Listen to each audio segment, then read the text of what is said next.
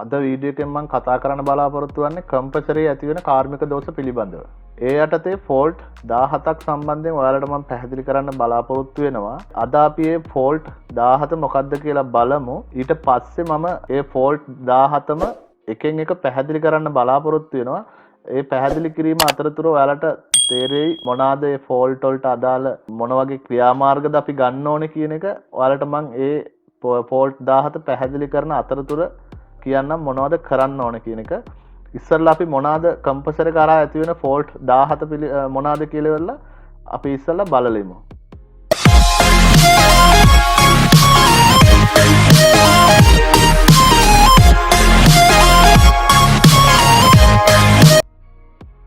පළවෙනි ෆෝල්ට් එක විදිහට මම ඔයාලත් එක්ක කතා කරන්න බලාපොරොත්තු වෙන්නේ compressor run continuously. ඒ කියන්නේ compressor එක දිගට run වෙනවා off වෙන්නේ නැතුව. ඒක තමයි ෆෝල්ට් එක. ඒකට මොකද්ද හේතුව කියන එක මම මේ එකකින් කරන් පැහැදිලි කරන වෙලාවට ඔයාලට මම කියන්නම් මොකද්ද ඒකට තියෙන පිළියම මොකද්ද ඒකට මොකද්ද අපි කරන්න ඕනේ කියන එක. ඉස්සෙල්ලා අපි ෆෝල්ට් ටික බලන්න නැත්නම් සෑහෙන දිග්ගයි වීඩියෝ එක. ඒකයි මම ඉස්සෙල්ලා ෆෝල්ට් ටික ටටක් ගාලා කියන්නම්. ඊට පස්සේ මම එකෙන් එක අරගෙන පැහැදිලි කරනකොට ඔයාලට තේරෙයි මගේ ෆෝල්ට් එකක්ද මේකට තියෙන්නේ මොකක්ද අපි කරන්න ඕනේ ක්‍රියාමාර්ගය කියලා. ඒ හින්දා මම එක දිගට දැන් ෆෝල්ට් ටික ඔයාලට හඳුන්වා දීගෙන යන්නම්. ඊගාව ෆෝල්ට් එක විදිහට තියෙන්නේ compressor will not start. අපි යන් තුන්වෙනි එකට. තුන්වෙනි ෆෝල්ට් එක විදිහට මම ඔයාලත් එක්ක කතා කරන්න බලාපොරොත්තු වෙන්නේ compressor too cooled.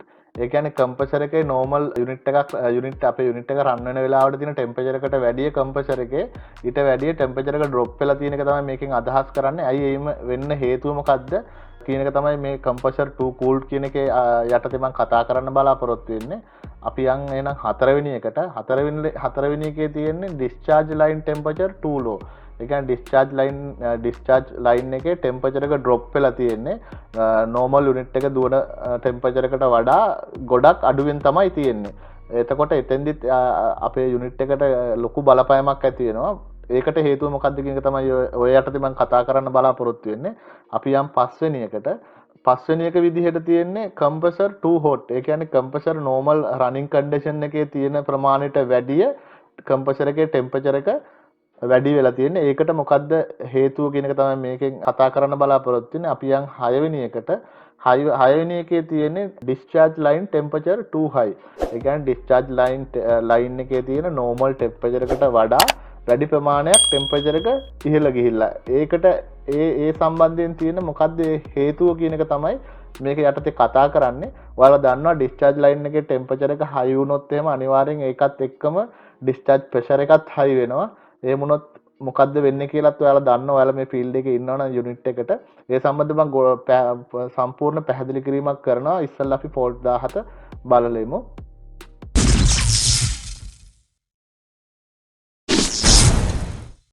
හත්වෙනි ෆෝල්ට් එක විදිහට තියෙන්නේ abnormal noise.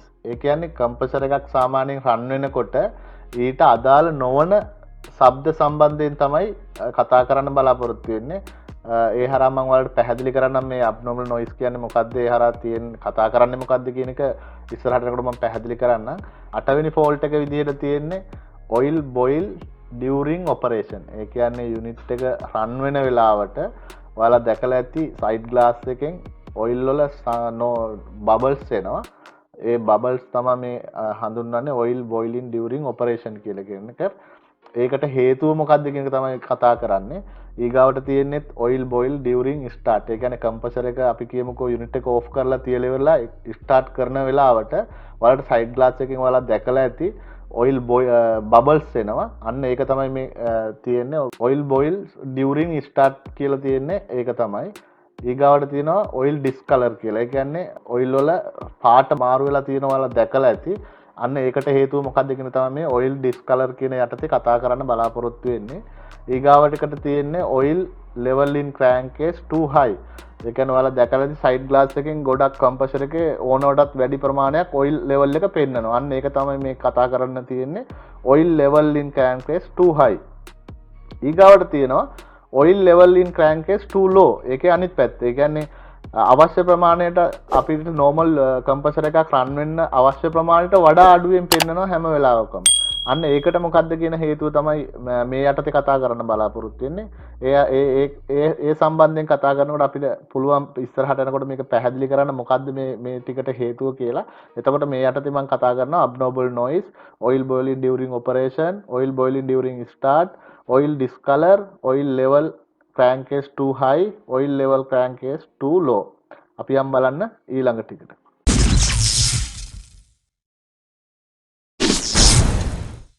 13 වෙනි ෆෝල්ට් එක විදිහට මම ඔයාලත් එක්ක කතා කරන්න බලාපොරොත්තු වෙන්නේ suction gas temperature too high. ඉස්සරහට යනකොට මම පැහැදිලි කරන්නම් මොකද්ද මේ කියලා. ඊගාව එක suction gas temperature too low. 15 වෙනි එක විදිහට කතා කරන්නේ suction pressure unstable.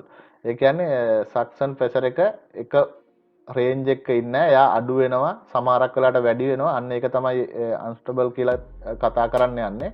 ඒකට හේතුව මොකද්ද කියන එක 16 වෙනි එක විදිහට මම ඔයාලත් එක්ක කතා කරන්නේ suction pressure too high. කියන්නේ suction pressure එක normal unit එක running condition එකේ තියෙන ඕනි pressure එකට වැඩි ප්‍රමාණයක් පෙන්වනවා. අන්න ඒකට මොකද්ද හේතුව කියන එක තමයි මේ suction pressure too high කියන එක යටතේ කතා කරන්න බලාපොරොත්තු වෙන්නේ.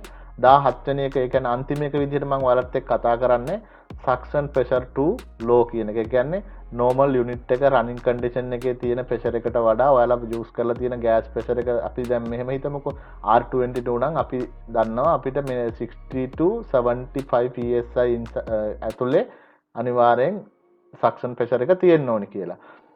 normal air condition එක නම්.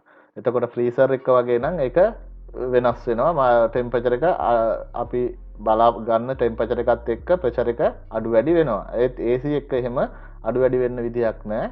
අනිවාර්යෙන් set point එක කියන්නේ pressure එක 60 to 75 ඇතුලේ තියෙන්න ඕනි.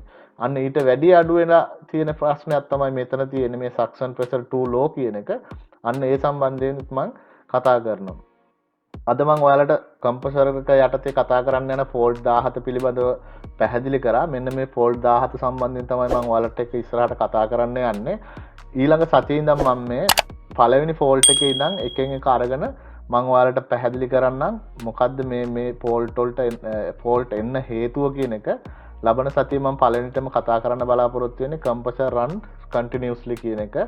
ඒ යටතේ මොනවාද අපි කරන්න ඕනේ fault එක හදාගන්න, ඒ fault එක එන්න හේතුව මොකද්ද, ඒ සඳහා අපි කුමක් කළ යුතුද කියන සම්බන්ධයෙන් ලබන සතියේ මම කතා කරන්න බලාපොරොත්තු වෙනවා.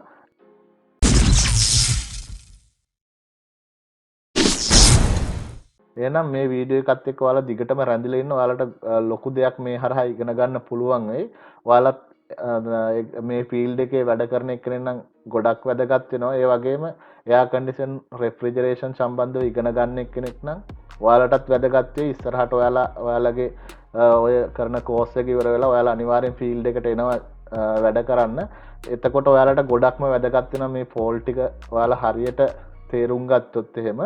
ඒ වගේම තාමත් මගේ YouTube channel එකට ඔයාලා subscribe කරලා නැත්නම් අනිවාර්යෙන් subscribe කරලා තියාගන්න. ගොඩක් වටින වීඩියෝ මම ඉස්සරහට ගේනවා.